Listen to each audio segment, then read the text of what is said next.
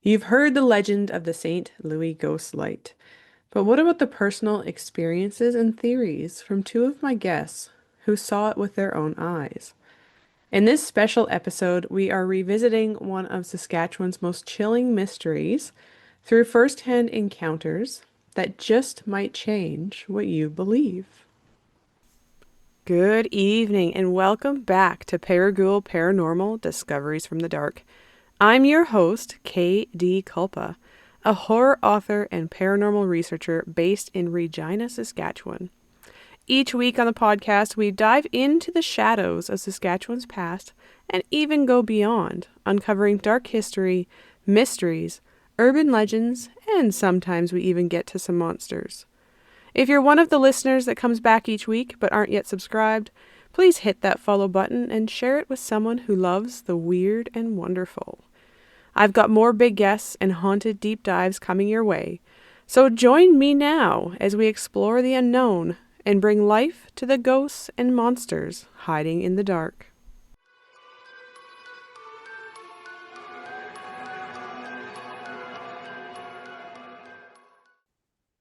We've got another special Haunted Saskatchewan Listener Collection episode tonight. If you're new here, this series is where I gather stories from listeners like you and group them by theme so that we can share real experiences with the strange and unexplained. If you've got a story of your own, then make sure that you stick around to the end to find out how you can send it in and maybe one day hear it here on the show. Tonight, we're going back to a legend we first talked about in season 1, and that was the St. Louis ghost light. What I didn't include in that episode were the personal stories and theories from two of my guests who have had their own encounters with this particular phenomenon.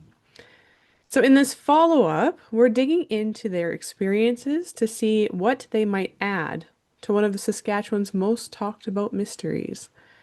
And in case you missed the original episode, I'll start with a quick recap of what the St. Louis Light is, the story behind it, and what skeptics have said about the light.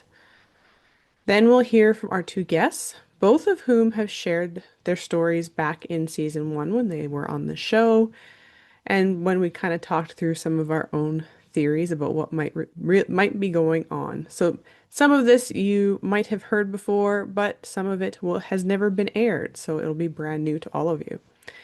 And then after that, you can decide what you think based on the new information that we've gathered. So the St. Louis Light, in case you haven't heard of it, is definitely one of the most well-known unexplained experiences in Saskatchewan, and it is on my list of places I need to see. It has gone by a few different names, so there's the St. Louis Light, the St. Louis Ghost Light, or the St. Louis Ghost Train is another one. But personally, I like to just stick with the St. Louis Light, since we don't know for sure what the cause is or what the true story behind the light really is. So given the name, you've probably guessed where this phenomenon occurs, and that would be a few kilometers north of St. Louis, Saskatchewan.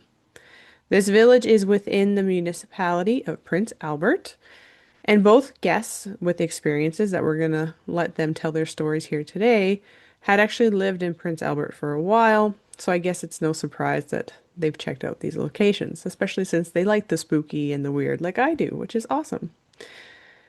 So the St. Louis light is described as a mysterious light or glow that appears almost every night.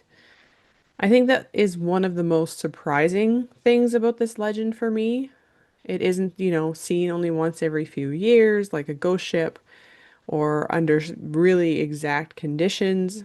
Instead, it shows up almost every single night, which is just crazy. So it would make it a lot easier to actually see the light for yourself. Well, easier if it wasn't on private property and, blocked off now. But let's continue. Witnesses from the articles that I've read for the episode last season reported that it was a huge beam of white light, reminding them of a locomotive headlamp. So the reason they say locomotive here is because the light always shows up where the old railway tracks used to be in the area.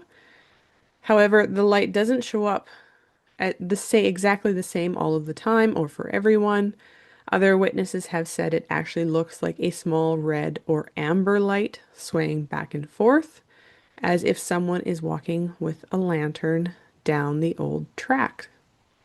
Some even claim to see both lights, both the big white locomotive headlamp as well as a swinging red lantern at the same time. So it seems like there's all sorts of different potential sightings. Now, apparently, back when the railway tracks were still there and the property wasn't private and restricted, people claimed that your vehicle might stop working when the light showed up. So, like if you had your vehicle parked over the tracks and you were looking, north to see if you could see this light, your vehicle might not start again, or your windshield wipers would suddenly turn on by themselves. So, all of these things that, as if you could be hit by a train, a ghost train, because your vehicle won't turn on, which is pretty kind of typical, I think, in ghost story kind of things when it involves a train. But I don't know. Others even claimed they could hear a train whistle in the distance. Now, of course, there have been many skeptics that have tried to explain what the St. Louis ghost light could be. Many have claimed that the light is actually the lights of cars on the distant highway as they come around a corner. This is the most popular explanation for, what actually causes the St. Louis light. Many groups have tried to even debunk the legend with this theory by trying to capture proof of what it looks like on camera and to be able to see if car lights in the distance while standing on the old tracks can make it look like a train is coming towards you. However, not everyone is convinced by this theory, including both of my guests, and well, I guess including myself, even though I haven't seen it yet. Based on what I've heard, I don't believe this theory either. So, especially if you consider how long this legend has been around. When I was first researching this story for the episode in season one, I frequently saw the claim that the legend started in the 1920s. I believe this is likely because they're trying to accompany the claim that this is a ghost train, or rather, the ghost of a train conductor that supposedly lost his head shortly after the railway tracks were built. However, this is where I had difficulty with the ghost train claim the last time we talked.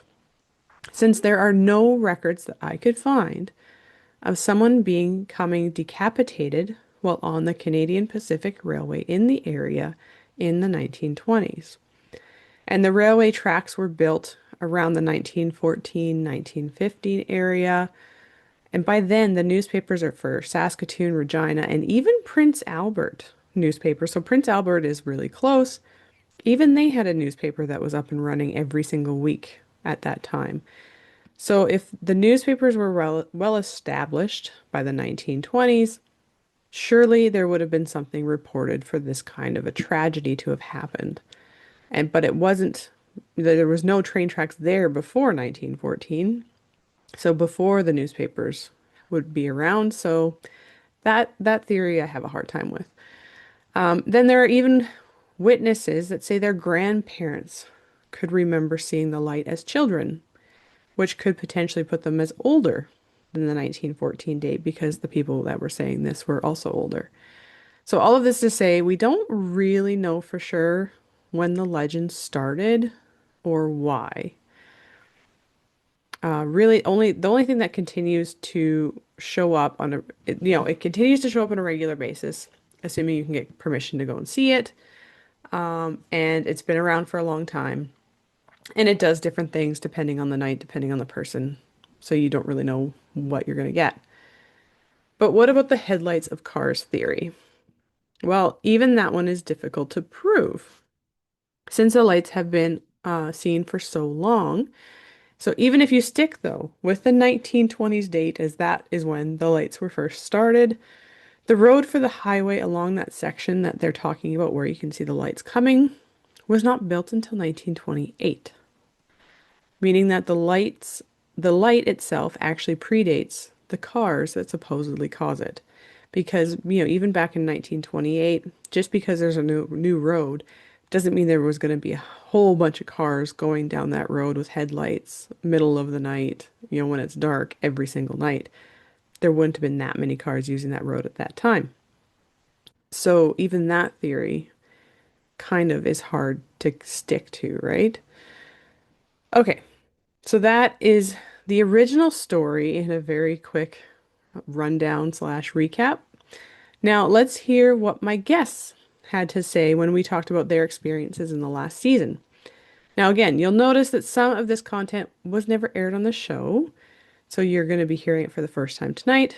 I think I might have brought a little bit of it before because we talked about St. Louis Light a couple times.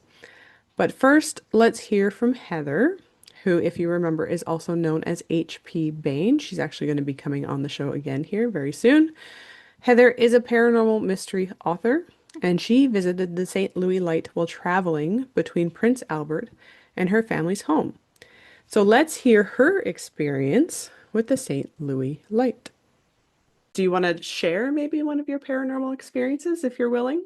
Oh, yeah, I'm trying to think of, I've had a few. I mean, there was all the St. Louis stuff, but there was, 'cause I used to stop in. I used to work in Prince Albert, so I used to stop in. Oh, So yeah, so I used to stop in there. My parents are on a farm east of Saskatoon, so I would drive kind of between their place and Prince Albert some weekends. And so um, being a bit funny that way, I would sort of stop and just kind of um, go and just stop and look at the light just on my own when I was going back, just to see what it was doing because yeah. it's interesting. I always found it would do something different. I know there have Oh, been really? yeah, there have been some interesting. I think there was some university students who attempted to debunk it, and I don't know. I just I think it was some really it was a great like it was a really great study that they did. I thought it was amazing. I love when students kind of delve into that sort of thing and try to debunk it because I think it is an interesting thing to look at. But I've seen it do some things that it just doesn't seem to fit with that um, sort of study. Like Yeah. I've seen it do some interesting things. Um, I've watched that red light kind of swaying from one, Oh, like you could see where the trees were. Like if you're there yeah. on a bright night or a full moon, you can actually see quite a bit. Like I would watch it swinging, like from one um, tree line to the other. Like there's trees Yeah. on either side of this road or old track. So I'd see that. Or one time there was a blue light that I'd seen, a small blue Oh, light, and then another time I was there and there was the big light. I would watched it again, full moon night. You could see where the horizon was, where the end of the old track was. And I mean, it started off at the top of that. So again, the idea of it oh, being headlights, right? yeah. Somebody, that was the idea is that maybe it's headlights. Yeah. Well, the thing is, the night wore on, I watched that light. It actually got bigger, and now it's below the horizon. So it's coming. You could see that it was Ah, coming coming toward towards me. you. Oh, wow. So at that point, I actually left because I thought, Yeah. okay, this might be a little closer than I want to be. But I mean, it wasn't that wasn't headlights. Like you could see the shape of it. You could see it coming, Yeah. and it's below the horizon, so it's not doing what it's supposed to be doing, I think, if Yeah, you're if it was following that headlights more or whatever. scientific approach. Yeah. Yeah. So I've seen it do some interesting things. So I'm not really convinced just based on what I've seen. So there's I find it amazing that Heather had multiple experiences with the light and has even seen multiple versions of the light. So, as we talked about earlier, there was the big white light, there's a big amber light, or the red swinging light. And she's actually seen all of the different versions, plus even a blue light, which I'd never found anywhere else. So that is just fascinating. So it's really cool that because she lives so close, she was able to actually go out there multiple times. I'm curious to see what the locals would say if you actually talk to one of them. But anyway, if the way the light is behaving is different each night, you wouldn't know what to expect when you get out there, right? But let's jump into the next story. This one is coming from Shannon when he joined me to talk about publishing and writing horror with Black Cat Books. So remember, he is a publisher himself as well as a published author. And he actually lived in Prince Albert for a while, so he had some interesting experiences with the St. Louis Light as well. And you'll get to hear in the recording that we even started speculating some other potential theories as to what could be causing this light. As like me, he isn't convinced about the whole headlight theory or the headless conductor theory. So yeah, so we had some fun thinking about it. I know you said you have an experience with the St. Louis Light, St. Louis Light. So Yes. why don't we start with your experience and kind of your theories? Sure. So the St. Louis Ghost Light to me is has to be one of the most frustrating stories ever. And to me, because I've experienced it, I've seen it many times. In the 1990s, when I was growing up as a teenager, there was no gate there. You could drive partway down the road. At some point, they put earthen mound so you couldn't go all the way. I honestly don't remember if that was always there or if that showed up shortly after we started to go there. So it was like many haunted places. It was a party place. We go there. And the first time that I saw it, because I ended up seeing it over the years, probably dozens of times, Hmm. sometimes multiple times a night. The first time we saw it, we were walking down the where the tracks used to be. And Hmm. so this is a wooded lane and more of a trail once you get past where you have to walk once you get past where the cars can go up to at the time. Um, Now I'm sure what somebody has said in one of your interviews already that there's a gate there. You can't.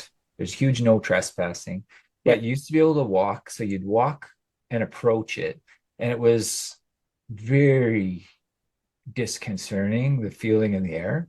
Oh. And it's just like I've only experienced that in a few haunted type places before. Like it feels like something is wrong. Like you do not feel comfortable just like, oh, I'm just gonna walk up this lane by myself. Like you do it almost as a dare, right? You don't Yeah. just like just do it casually. But the first time we're walking and we had been around a fire with maybe like half a dozen people and we thought someone was ahead of us with one of those huge flashlights because we kept seeing this big beam of light right in front of us. Hmm. And so we were kind of like, just like, oh, yeah, like thinking like, oh, these people are messing with us, right?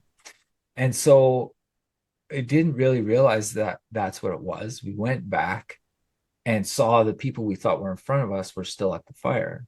And Ooh. so it was kind of like very like, what the heck? And so saw it many times, saw it many different ways, and started to get frustrated around the early 90s. I think people started to try to say that it was headlights in the distance. Hmm. And there's so many problems with that theory. Like, first of all, to think that it could be headlights in the distance would automatically, to me, say you have never seen it. You've never seen it because it's huge, it's right in front of you, and sometimes it acts like not like a train at all Hmm. because it will rise into the air, it will be above you. If you go past it, you will look back and you can see it behind you. You can see Oh, it wow. during the day.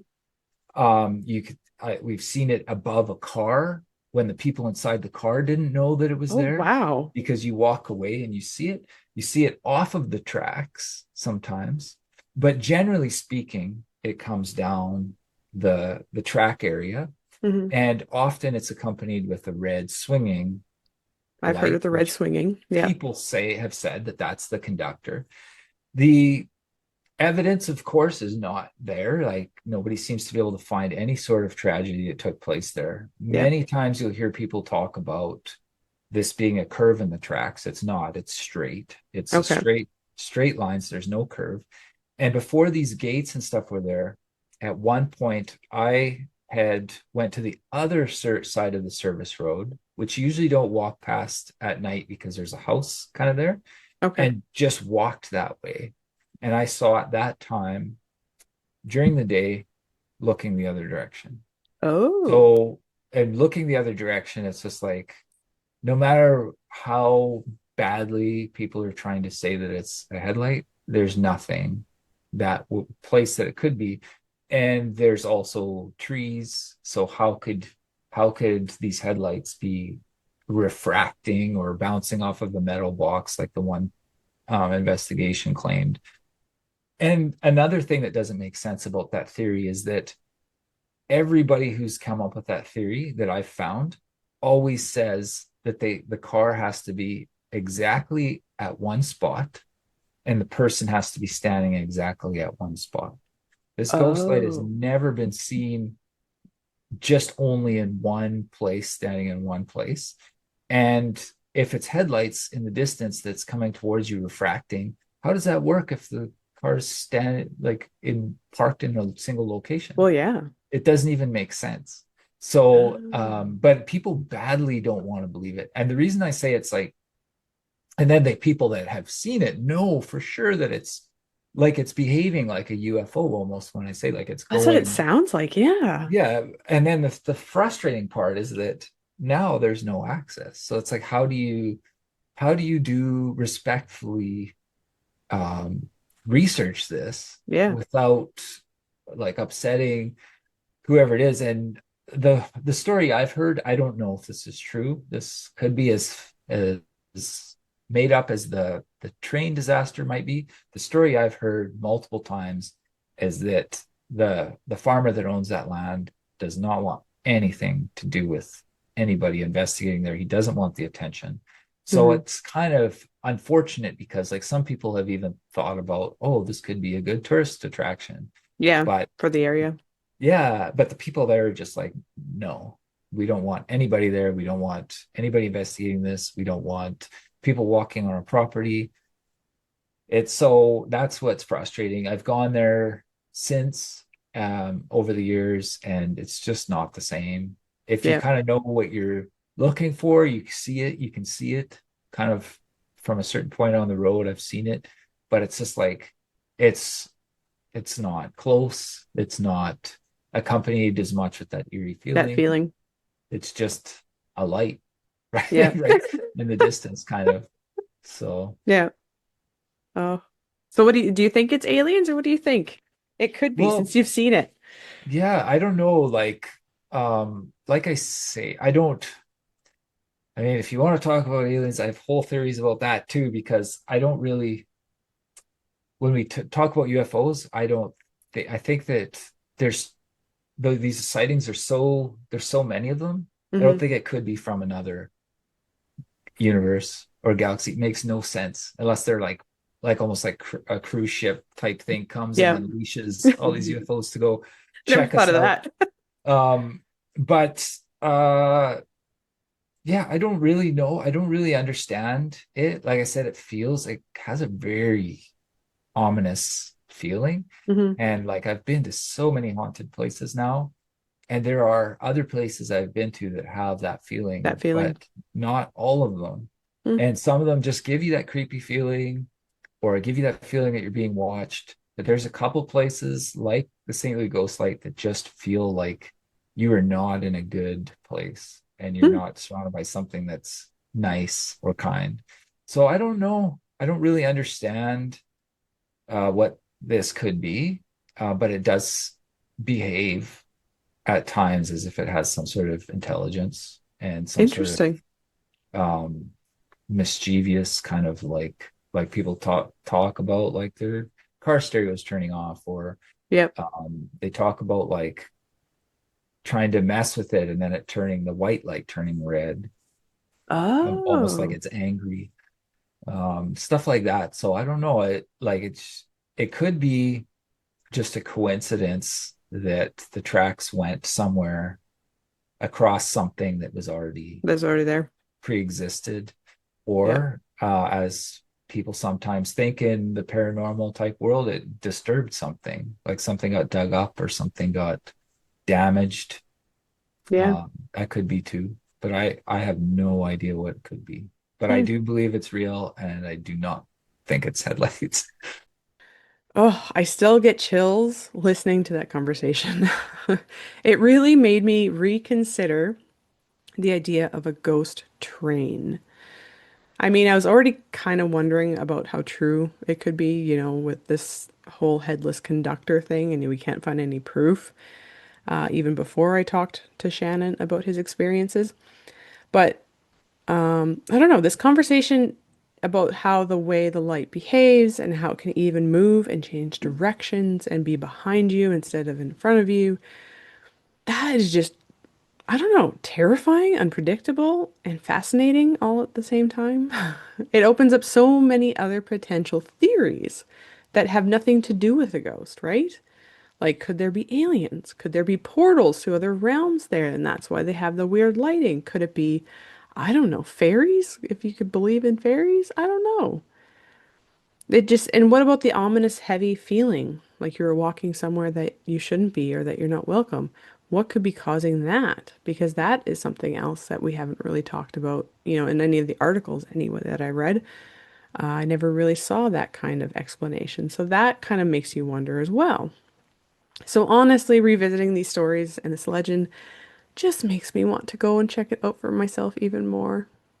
If you know the owner of the land, please let me know. I'd love to ask for permission to, hang out in St. Louis for a few nights and see if I can collect any evidence for myself and see if maybe we could visit these kind of other theories of maybe it's not a ghost train, maybe it's something completely different. It's such a fascinating topic. I would just love to dig into that. But do you have any stories of the St. Louis Light yourself? Or really any stories of ghost stories, UFO stories, unexplained events? I'm starting to think I need to create a forum on my website so that we can share all of our stories there. But you can definitely let me know on my social media under KDKULPA or even under Paragoul Paranormal. This show now has its own profile as well on certain social media platforms. Or you can head over to my website and send me a message. I'd love to hear your stories or even your theories about what could be truly going on a few kilometers north of St. Louis. Thank you for listening to Paragoul Paranormal. If you have a ghost story or an unexplained event that you'd like to share, then make sure you head over to my website at kdkulpa.com and submit your tale today. You might just hear it on our next Haunted Saskatchewan Listener Collection episode. But before you go, I just want to say thank you for being here. Every listen, every share, every bit of support helps me take this podcast further. Interviewing bigger names in the horror and paranormal world, traveling to haunted places, and creating more behind-the-scenes content just for you. So if you haven't already, please subscribe, leave a review, and share this podcast with a friend. I'll keep doing my part to make the show something special and spooky and something for you to enjoy. Now stay tuned for more episodes where we uncover more secrets, unravel more mysteries, and dive deeper into the shadows. This is Katie Culpa, signing off. Until next time, my ghouls.